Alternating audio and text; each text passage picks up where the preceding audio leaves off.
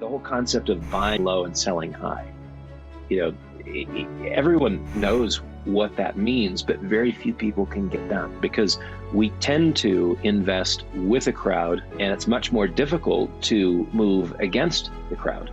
The real contrarian investor, I think, is looking for value and finding value where others are not seeing.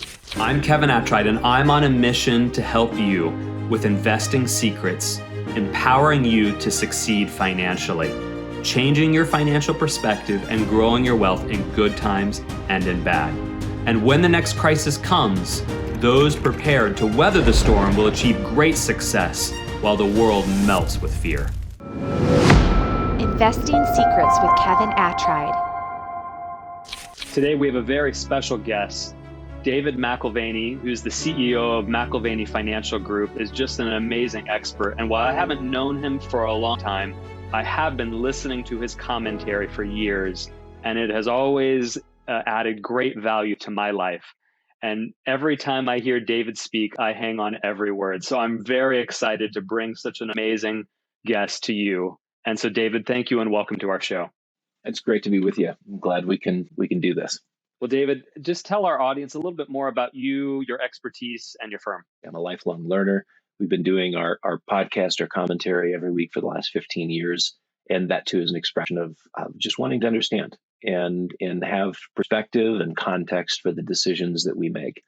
My experience has been through the market gyrations of the technology implosion in 2000, the global financial crisis in 2008, global pandemic in 2020. This is actually, as a company, it's our 50th anniversary. It's a family-owned business. And so 5 decades ago, my parents started one of our two businesses, the precious metals brokerage company. And there's quite a story there, which maybe I'll get to in a minute. The asset management company is 15 years old. And I previously worked for a major Wall Street firm back around the turn of the millennium. I'm a father of 4. I've been married for 23 years. As I mentioned, I've run both of these businesses, the asset management company, which is very much a daily grind, and then the precious metals business, which is almost like insurance within the financial world. Today's episode has been made possible by our presenting sponsors, Living Wealth, Bank on Yourself with Private Family Financing, Wellings Capital, Build Wealth through Diversified Recession-Resistant Commercial Real Estate, and Smeed CPA, the next frontier CPA firm for strategic investors. Well, thank you, David. I'd like to dive in. So there's clearly a lot happening in our world today, and our audience is seasoned investors, people just starting investment journeys, wanting to change their financial landscape, their perspective. And I'm interested, what practical tips or what secrets do you have that people need to think about as they're on their journey? Kevin, this is a pretty remarkable period of time to be an investor. And part of that is because there's a tremendous amount of turmoil. And this is defined in so many different categories. You've got turmoil in Europe. This is sort of international relations in Russia and Ukraine. But even beyond that, you have the turmoil of a union, which is not necessarily a healthy union. This has been a 50-year project with the European Union, and they still haven't figured themselves out. You've got one currency, but multiple economies, multiple fiscal managers, multiple tax authorities, and there's some real problems with that. So you have economic issues in Europe, you have geopolitical issues in Europe. You have rising tensions and geopolitical issues between the United States and China. You have a full-blown currency devaluation happening in Japan as we speak. I mean, so the turmoil that we have, and I think probably the biggest change that investors may even look past is that interest rates are on the rise. And interest rates impact so many different things. But as interest rates begin to increase, you begin to see a repricing of all assets. Unfortunately, it's in the wrong direction. It's to lower levels. It's wrong direction if you own those assets. It's the right direction if you're seeking value and want to put money to work at better prices. But interest rates are very significant. And so the tips I would have is first of all, step back. Step back from what you hear on CNBC and Bloomberg and some of these news outlets where Every little tidbit is breaking news, and everything is a tragedy and is chaos. And there is a lot of tragedy and chaos in our world today, but they tend to focus on the micro. And I think you'd benefit from stepping back and looking at the macro picture, because some of the big changes will be highly consequential to you, not just this year or this quarter, but over the next decade or 2 decades. Just coming back to the interest rate issue, interest rates move in long-term trends. So 200 years of interest rate history, the shortest trend, this speaking specifically of US interest rates, the shortest trend we've had is a 22-year cycle where interest rates were moving up or down. The most recent one started in 1982 and just ended 2 years ago, and really in earnest started picking up speed this year. So we call it a 40-year trend. So between 20 and 40 years is how long it takes for an interest rate cycle to play out. But as interest rates are moving, it has implications for real estate, for stocks, for bonds. Interest rates coming down, it's beneficial to all assets. Interest rates going up, it puts pressure on all assets. So you have to be engaged in a different way. And again, these are big picture issues, which I think require stepping away from the micro, looking at the macro, and seeing from a big picture perspective where some of your risks might be. Specific tips, some of these things will sound trite and certainly familiar, but the whole concept of buying low and selling high, everyone knows what that means, but very few people can get done because we tend to invest with a crowd and confidently when we're surrounded by people who are affirming the decisions we're making. And it's much more difficult to move against the crowd. The beauty of a contrarian investment is not that you are somehow, like a young rebellious teenager, just working against the system. The real contrarian investor, I think, is looking for value and finding value where others are not seeing it. So it's homework, it's diligent effort, it's research, and that it's confidently staking a claim in an area where no one else has staked a claim yet. You're assuming that the market will discover what you've already discovered and take something that has low value and boost its value over time as more people come to appreciate what you saw and perhaps saw alone. So being a contrarian investor, being a value investor, this is a part of what goes into buying low, because a lot of folks will buy what is popular in the moment and what is trending. And on the basis of momentum, there's a lot of great momentum strategies, but you're really just kind of running until the running stops. It's like playing musical chairs. You keep on playing the game and you love the game and it's very exciting, and you just hope that you have a chair when the music stops. That's the danger of playing momentum. Whereas a value investor says, here's my chair, I'm sitting in it. Somebody's going to come along and offer me $1 million for this chair at some point because it's quite the chair. You don't see it yet, but I do. And I'm willing to wait. And I'm willing for the world to think that I'm wrong and stupid for a long period of time. So, again, this concept of buying low and selling high, it's harder than you think. It's harder than you think. When prices accelerate, even as a value investor, what do? How long do you hold that asset? When do you sell it? You have to know yourself. This is one of the challenges for any investor is how well do you know yourself? How well do you know the emotions that are stirred when you win or when you lose or when your patience is being stretched thin? How well do you know yourself? So knowing yourself is a part of being able to buy low and sell high, because you have to manage your emotions in the context as an investor. So, again, these are general tips. I think probably one of the most important pieces of advice I was ever given was by Sir John Templeton. His advice was that you should save 50% of your income. Now, that may seem a tall order, but his advice was based on the fact that at the time, the Chinese were saving roughly 50% of their income. He said, look, 51% would be the best number if you want to keep ahead of the, it's not the Joneses, but the equivalent across the pond. And there's a lot of wisdom to that. If you were in your 20s and 30s, and you realize you're living paycheck to paycheck, and it may be impossible to save 50% of your income, but you set out that ambition and you only save 10 to 15%. As you progress professionally and earn more, it becomes that much easier to save a higher percentage of your income, but you've embedded in your mind what that ideal is. And an amazing amount of wealth is created just off of saving a high percentage of your income, because this becomes the capital that gets invested and has the potential to grow. What I see is a lot of times people don't save enough, so they may have 2 nickels to their name, and they have to speculate aggressively with those 2 nickels, because otherwise it's not going to matter. It'll never matter. Taking your 10 cents and turning it into $1 million is a tall order. But that's the expectations that are placed on them by inadequately saving. So you save, and through a lifetime, of saving, you then look at the various asset classes that you have to invest in, and you do so diligently on the basis of value. We come back to value being something that is inherently contrarian.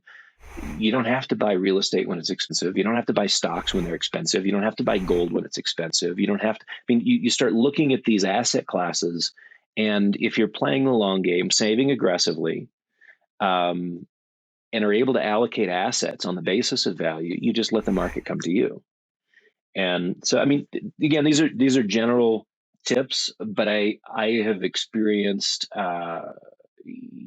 huge balance sheet transformation because of them.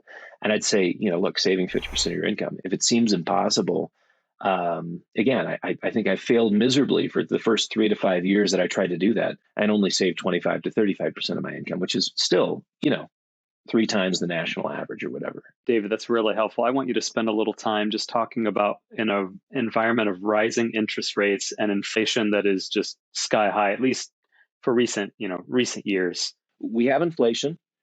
Interest rates need to rise. The market is beginning to raise them. Central banks would like to raise them, but no, they can't.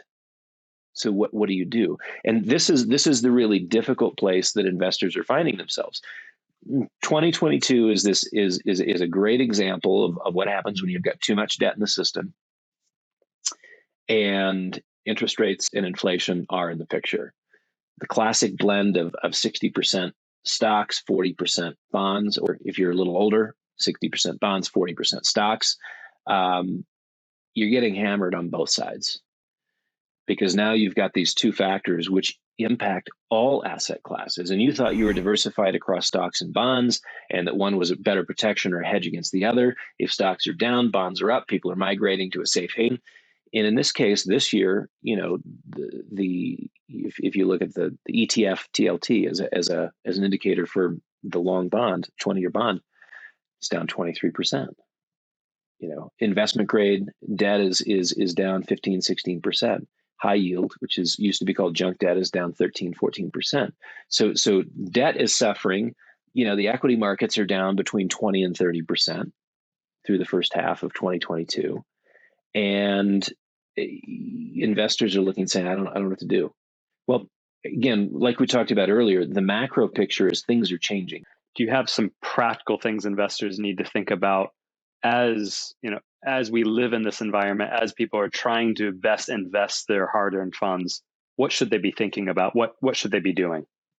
Yeah, I think staying safe is what they should be doing. And that may look a little bit different depending on the resources that you're working with. But staying safe includes reducing your market exposures, increasing cash. With inflation at 8.5% or thereabouts, real world inflation, on the older CPI metrics, probably close to 13 or 14%. You might think, well, that's a dumb idea. Why would you increase your cash position? It's so unpopular that as a contrarian, you want to be looking at it. It's unpopular and people won't do it. People aren't migrating there. You should be migrating there, because the alternative is, in a rising interest rate environment, you've got a 30 to 50% downside in both stocks and bonds. Even though we've had a correction in both of those asset classes, you've got a 30 to 50% downside correction in front of us still. So taking a small haircut on a currency basis versus a large haircut in terms of capital gains it's reasonable, believe it or not.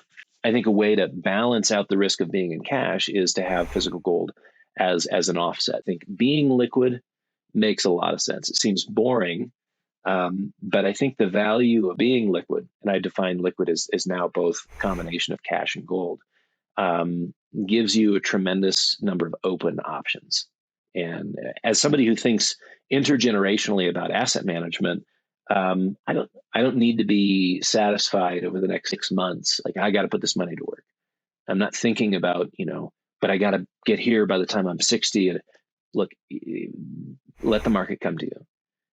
And if you're playing that long game, saving a lot, allocating assets only on a value basis, then you just let the asset come to you at a discount and be patient. Patience is something that we don't practice very much. It's one of it's one of those virtues that investors, they want as much as possible up front so that they can live the life they want to live now, right? And that works occasionally, but I think more consistently what works is playing a long game financially and allowing value to dictate the decisions that you make. Practical things, cash and gold. I mean, it sounds really terribly simple, but I think in this environment where safety is what you want, it's not terribly complicated. I want to pivot a little bit. I want to spend some time focused on, so this is education. This is not individualized guidance or legal advice. You're not playing the part of a financial advisor, but I am interested in what suggestions you have for people to be thinking in the current economic climate, the turmoil going on. What do people need to be thinking about and potentially doing in our current environment? If I were looking at practical ways of moving the ball forward, moving the ball down the field financially, there's a lot of work that has to be done. You got to stop. In times of turmoil, guidance from successful investors and the wealthy is critical for your success. Subscribe to our premium content to ensure you are well equipped for the growing crisis. David, you've written an amazing book, The Intentional Legacy. I want you to tell us just a little bit about the book, but also specifically, what are some pearls of wisdom that we can glean from a very high level? You can be more intentional about shaping legacy outcomes, managing those intangible aspects by being deliberate about the ways in which you spend time together. And that's what I wanted to do in The Intentional Legacy, is just expand our understanding of the balance sheet and look at the assets and liabilities, the things that hold us back from engaging fully in relationship. Well, thank you, David. And we'll dive into a few of those topics. I'm interested, how do people best get in contact with either your asset management or the precious metals? McAlvany.com. The weekly commentary is you can get it on a place that you listen to podcasts. So whether it's Spotify, I think we have a pretty active YouTube channel. So there's a variety of places that you can listen to the commentary, iTunes, et cetera, et cetera. But if you're looking to get to know us generally, McAlvany.com. From there, you can branch out to the asset management company or the metals brokerage or what have you. And there are more investing secrets that are quite powerful for you to build your wealth. As a matter of fact, I've created a free guide so that you can be more effective in your investing. My free guide is called The Top Investing Hacks, the exclusive rich are not telling us. And I want you to download it right now. Click the link in the description below. I want you to learn all of the details, how the rich are using their riches to grow and maximize their wealth, how you can see all of the secrets that they use, because I want you to be effective and I want you to take action right now. So click on the link below. I want you to experience financial freedom. The information contained in this episode are opinions not to be used as individual guidance. As always, consult your own financial team for your investment decisions.